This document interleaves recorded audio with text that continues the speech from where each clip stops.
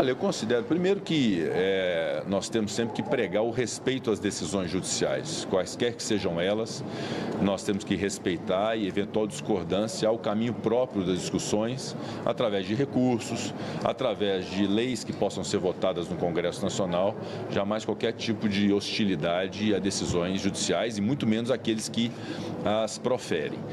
Eu discordo da decisão do Supremo Tribunal Federal, eu já falei por mais de uma vez a respeito desse tema. Eu considero que uma descriminalização só pode se dar através do processo legislativo e não por uma decisão judicial. Há razões, inclusive, expostas nesse sentido. Essa questão das drogas e da descriminalização das drogas é uma ideia que é suscitada em diversas partes do mundo, mas há um caminho próprio para se percorrer nessa discussão, que é o processo legislativo, a própria consideração de determinadas substâncias como substâncias entorpecentes ilícitas, ou seja, há um critério técnico para se dizer se uma substância deve ser considerada um entorpecente ilícito ou não, e há um rol nesse sentido estipulado pela administração pública através da Anvisa, assim como há uma lei que disciplina que substâncias ilícitas entorpecentes, quaisquer que sejam elas, quem as porta tem uma consequência jurídica. Se porta para consumo, há uma consequência leve, e quem porta para tráfico, uma consequência grave. Então, há uma lógica jurídica, política, racional em relação a isso, que, na minha opinião, não pode ser quebrada por uma decisão judicial que destaque uma determinada substância entorpecente, invadindo a competência técnica, que é própria da Anvisa, e invadindo a competência legislativa, que é própria do Congresso Nacional. Então, é basicamente isso. Eu acho que a discussão sobre legalização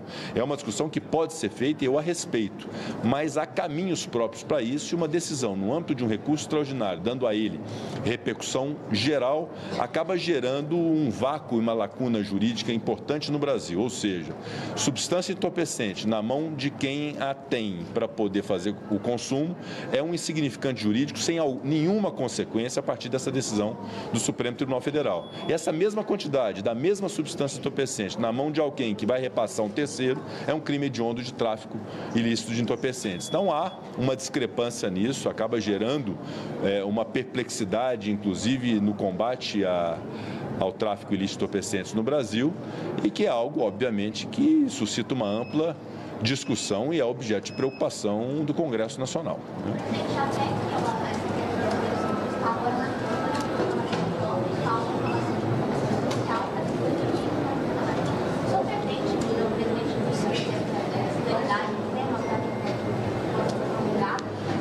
O Senado Federal fez sua parte em relação a isso, foi apresentada uma proposta de emenda à Constituição, que é uma proposta que absolutamente ela não inova, ela busca disciplinar a política antidrogas no Brasil da forma como está, sem a ruptura de uma descriminalização a partir de uma decisão judicial.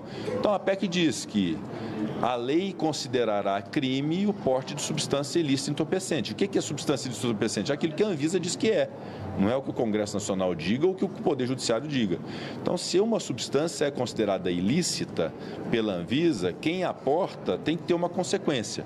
A consequência de quem porta para consumo não pode ser prisão, não se pode prender o usuário, mas é preciso ter uma consequência jurídica, porque aquela mesma substância, momentos antes, estava na mão de alguém que pratica um crime hediondo.